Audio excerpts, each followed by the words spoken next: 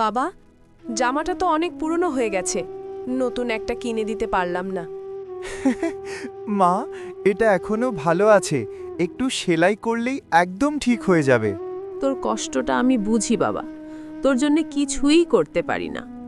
তুমি পাশে থাকলেই আমার সব আছে মা, আমার আর কিছু লাগে না। রোজার মাসে আল্লাহ যেন তোকে সব সুখ দেন বাবা। আল্লাহ আমাদের দেখছেন মা, তিনি নিশ্চয়ই একদিন সব ঠিক করে দেবেন।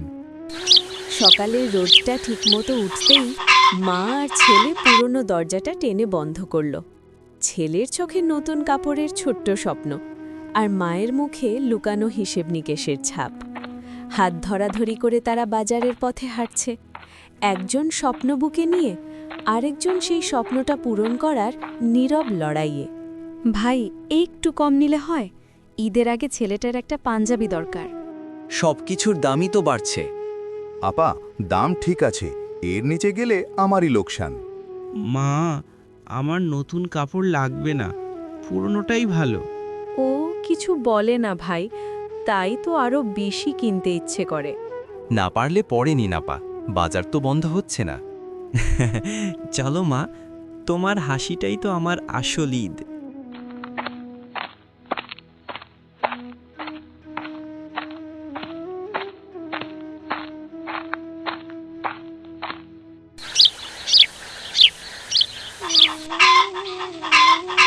স্কুলে এক ধনী ছাত্র ইফতারে বড় প্যাকেট এনেছে, সবাইকে দিচ্ছে, কিন্তু এক ভিক্ষুক বাচ্চাকে তাড়িয়ে দেয়।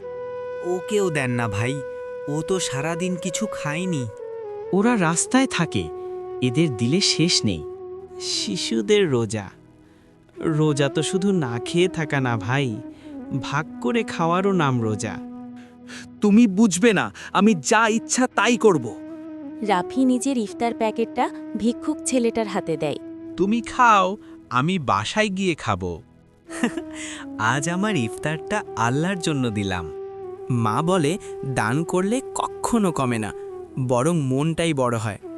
এই ছেলেটা নিজের ইফতারটাই দিয়ে দিল। আজকের দিনে এমন মন সত্যি বিরল। শিক্ষক চুপচাপ দাঁড়িয়ে থাকেন, মুখে হালকা হাসি। সকল ছাত্রছাত্রী মাঠে দাঁড়িয়ে আছে। প্রিয় ছাত্রছাত্রীরা, এই রমজানে আমাদের স্কুলের এক ছাত্র মানবিকতার অসাধারণ উদাহরণ দেখিয়েছে। সে নিজের ইফতার অন্য এক ক্ষুধার্ত শিশুকে দিয়ে দিয়েছে। তার নাম রাফি। তার এই মহান কাজের জন্য আজ থেকে আমাদের স্কুলে গরিব ছাত্রদের জন্য ফ্রি ইফতার দেওয়া হবে। সবাই জোরে হাততালি দেয়। রাফি লজ্জাতে মাথা নিচু করে দাঁড়িয়ে থাকে। আমার ছোট্ট কাহিনীটি যদি আপনাদের ভালো লাগে তাহলে একটি লাইক দিন এবং চ্যানেলটি সাবস্ক্রাইব করতে ভুলবেন না। আপনাদের ভালোবাসাই আমার শক্তি।